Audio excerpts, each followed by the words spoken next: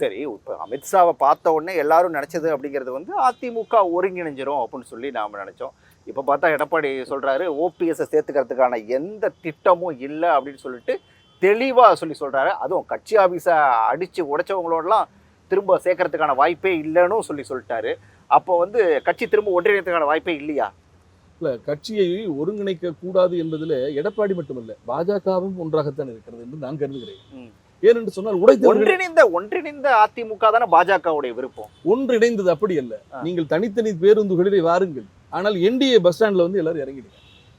நீங்கள் அப்படி வந்து இறங்கவில்லை என்று சொன்னால் எடப்பாடியினுடைய பேருந்தில் வந்து செங்கோட்டையன் இறங்க வேண்டியிருக்கும், எடப்பாடியின் பேருந்திலிருந்து தங்கமணியும் வேலுமணியும் இறங்க வேண்டி வரும்.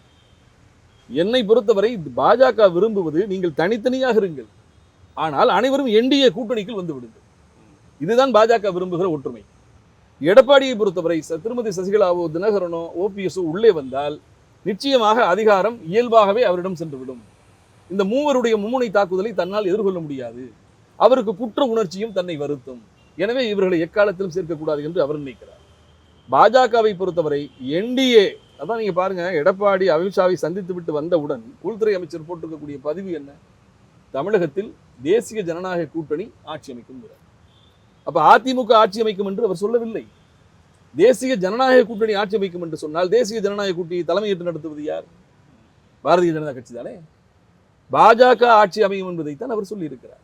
ஆக என்னை பொறுத்தவரை ஏற்கனவே கொஞ்சம் கொஞ்சமாக திரு தினகரன், டிடிவி தினகரன் ஒரு காலத்தில் பாரதிய ஜனதா கட்சிக்கு எதிராக மிக கடுமையான உக்கிரமான அரசியல் எதிர்கொண்டவர். இன்றைக்கு அவர் ஏறத்தாழ பாஜகவினுடைய பிரச்சாரகர் கூட ஆகிவிட்டார்.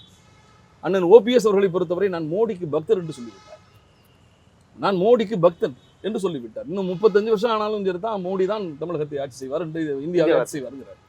ஆக ஏற்கனவே தங்கமணி, வேலுமணி, ஓபிஎஸ், டிடிவி, திருமதி சின்னம்மா கூட அப்படித்தான் இருப்பார் என்று நான் நினைக்கிறேன். ஆக ஏறத்தாழ அதிமுகவினுடைய ஒரு 30-40% பாஜகவின் பிடியில் கொஞ்சம் கொஞ்சமாக போய்விட்டது.